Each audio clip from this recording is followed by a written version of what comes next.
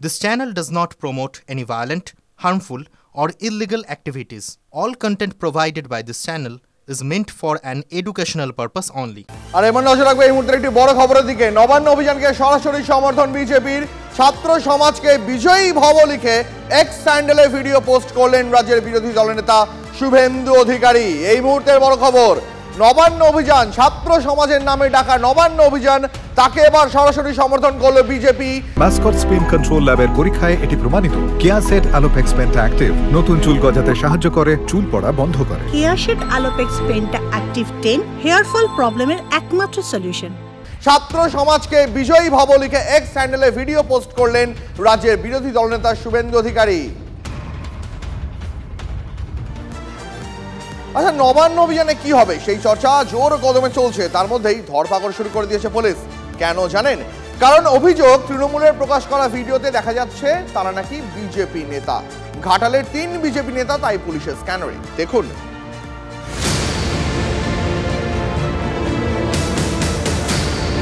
নবান্ন অভিযানে রক্তারক্তি কাণ্ড হতে পারে, তেমনই নাকি ষড়যন্ত্র হয়েছে। গুলি চলবে, এখানে রবার্ট বুলেট চলবে। আমাদের ধারণা বডি ওখানে পড়বেই। আপনি যখনই দেখবেন লোকগুলো যে পুলিশের গুলিতে একটা বডি পড়ে যাচ্ছে। সোমবার এই দুটি ভিডিও প্রকাশ করে ষড়যন্ত্রের ভয়ঙ্কর প্লট তৈরির অভিযোগ করেছেন তৃণমূলের শীর্ষ নেতৃত্ব। ডেড বডি চাই, এরা আলোচনা করছে।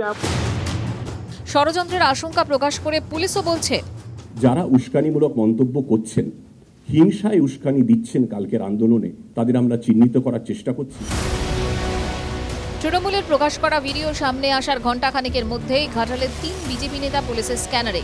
সোমবার খড়রা পুরসভা 4 নম্বর ওয়ার্ডের বিজেপি কাউন্সিলর বাবলু গঙ্গোপাধ্যায় ও ঘাটালের বিজেপি নেতা সৌমেন চট্টোপাধ্যায় ঘাটাল থানায় ডেকে নিয়ে যায় পুলিশ।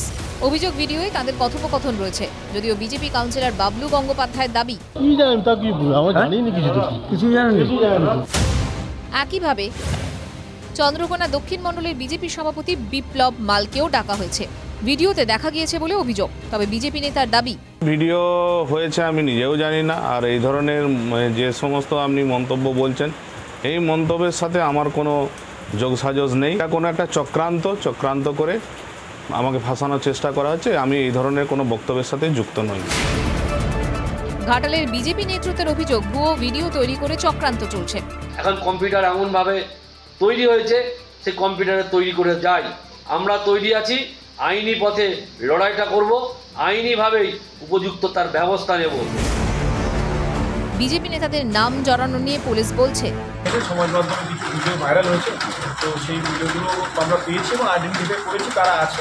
তো তার মধ্যে থেকে আমরা 3 জন আমাদের জেলারই আছে, 2 জনকে আমরা জিজ্ঞাসাবাদ করার জন্য ডেকেছি। তৃণমূলের অভিযোগ, ওনারা দীর্ঘদিন ধরেই হোমওয়ার্ক শুরু করেছিল যে নবান্ন অভিযানের নাম করে একটা রক্তক্ষয়ী ঘটনা ঘটাবার। দলীয়ভাবে আমরা জানিয়েছিলাম দলের সর্বোচ্চ জায়গায়। ভাইরাল ভিডিও, তাতেই গুলি, লাশ, বডির মতো শব্দ, পুলিশের ধরপাকড় আর শাসক বিরোধীর অভিযোগ, পাল্টা অভিযোগ।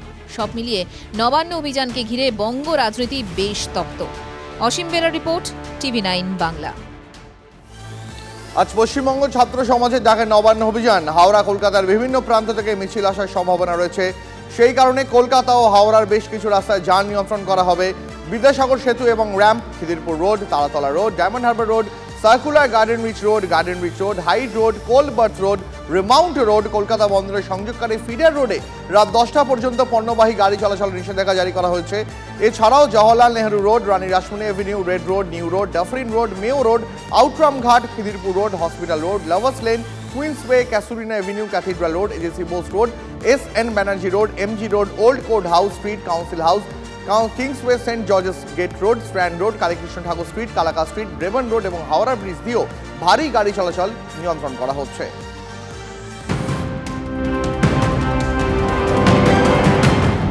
এর পাশাপাশি নজর রাখবে এই মুহূর্তে আরেকটি ব্রেকিং নিউজের দিকে। দ্বাদশ শ্রেণী ছাত্রছাত্রীদের মূল্যায়ন নিয়ে গুরুত্বপূর্ণ প্রস্তাব দিল national council of educational research and training. প্রস্তাবে বলা হয়েছে, দ্বাদশ শ্রেণীর মূল্যায়নে এবার থেকে পরীক্ষার্থীদের নবম, দশম ও একাদশ শ্রেণীর পরীক্ষার প্রাপ্ত নম্বরও যুক্ত করা হবে। 2024 সালের জুলাই মাসে শিক্ষা মন্ত্রকের কাছে NCERT অনুমোদিত নিয়ামক সংস্থা পরাক এই সংক্রান্ত রিপোর্ট তৈরি করে জমা দেয়।